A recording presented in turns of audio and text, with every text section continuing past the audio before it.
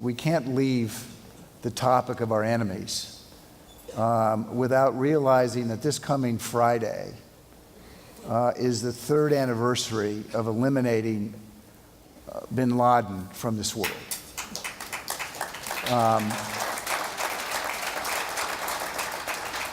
I'm intensely interested.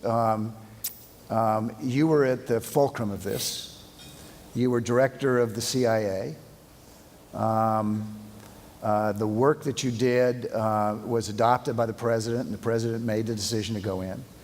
But you did the work before, and then you executed on it. Today is April the 29th, which is a couple of days before the anniversary. Take yourself back 3 years to April the 29th of 2011. And what were you doing? What were you thinking? What were your fears? What were your hopes? Well, you know, I mean, it's a little bit like I get asked about the movie Zero Dark 30 and whether it's an accurate portrayal. I mean, look, you can't capture in a movie what went on for over 10 years in the effort to try to locate bin Laden. Gandolfini once called me and said, you know, I'm Italian, I know you're Italian, you probably don't like the way I played your role. I said, you're right, but you know, I'm glad at least that they picked an Italian. He said, you know, what bothered me is they made me swear a lot in the role. I said, well, that's the one thing you got right. We did the effort. I mean, we made the effort to really try to go after every lead we could. Every lead had led to a dead end, and so we were looking at a number of potential leads, developing those. We finally got the couriers and the ability to identify who the couriers were, piecing intelligence together in order to get that done. We located them in a town called Peshawar. We were able to do surveillance and track them to this compound, which was, you know, as soon as we saw the compound, we knew that we had something that was of great interest. 18-foot walls on one side, 12-foot walls on another side, barbed wire at the top. They were not doing any communicating from that compound. They would drive 90 miles in order to conduct any kind of discussion. Talk about the importance of the NSA.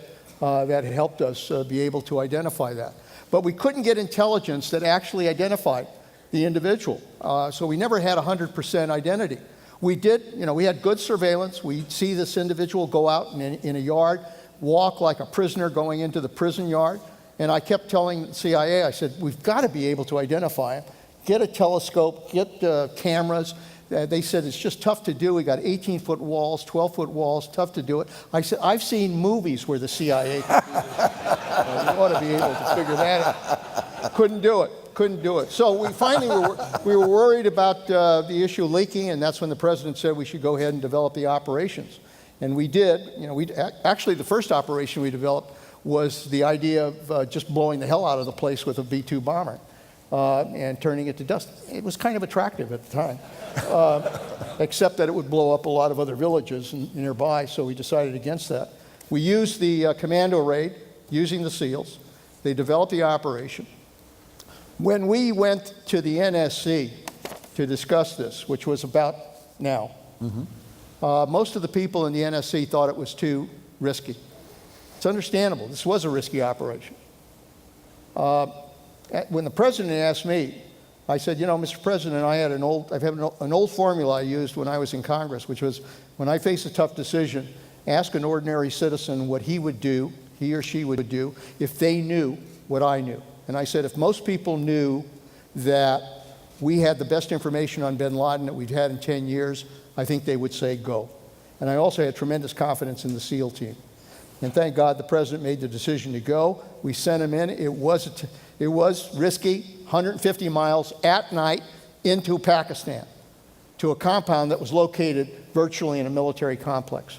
And then when one of the helicopters went down, everybody was very concerned. I remember asking McCraven, who was running the operation, what the hell's going on? He said, don't worry. We got a backup helicopter. We're going to go in. They did. They breached the walls. And they did a very successful operation, obviously.